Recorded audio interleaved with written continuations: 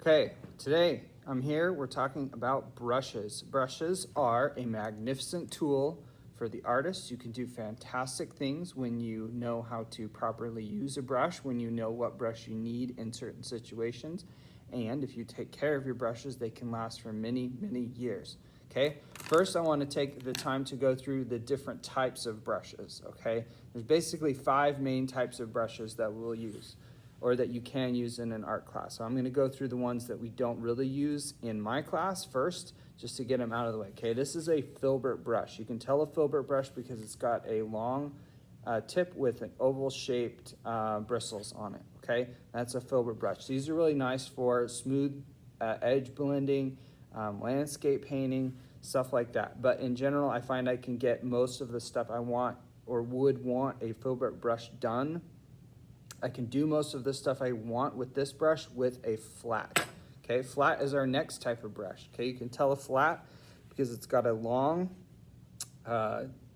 flat chisel-shaped bristles. Okay, a good flat brush. Now, a flat is also very similar to a bright, and a bright is also has the chisel-shaped tip, but you can see the difference in the length of the brush bristles. Okay.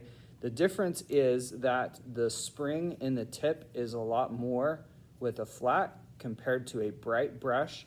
And in general, there's just not much you would need a bright brush for that you can't do with a flat. And that extra spring is really what you need.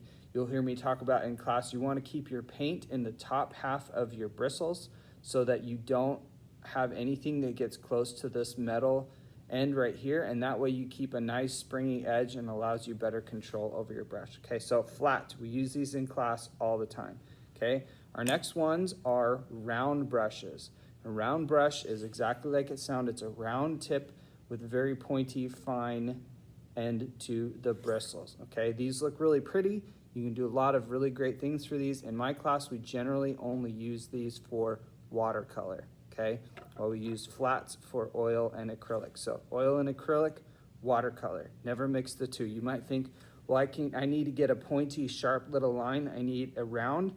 What ends up happening with acrylic paints is you get the paint in this part of the brush and it fans out, okay, like this, and then you lose that pointy aspect to the brush. You can keep it a little bit better with watercolor, but with oil and acrylic, I can get a finer, better line with this than I can with that. Okay, and I'll show you that in class.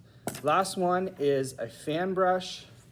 Never ever get one of these. You'll get them in kits sometimes, just throw it out. You don't need a fan brush. Fan brushes are basically a technique brush.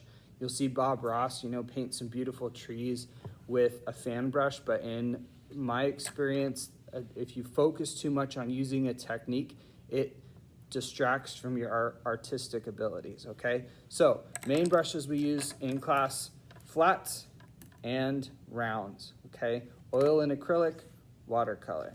All right, make sure always, especially if you use acrylic paint, clean your brushes. You can see, as I talked about, needing that nice bendy tip, that this brush has lost its ability to do that because somebody didn't clean it. And this is good for nothing but to possibly stab something. Okay, you can't paint anything with that. Okay, that brush is dead. Keep your brushes clean. They will perform beautifully.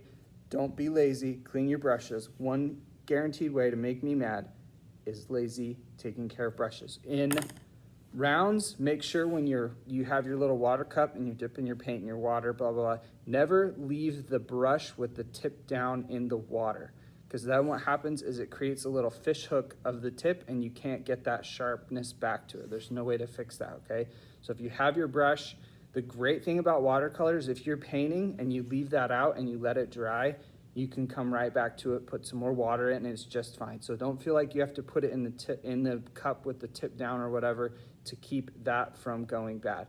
Okay, so take care of your brushes and they'll take care of you, and then I will be happy and you will be happy in my class.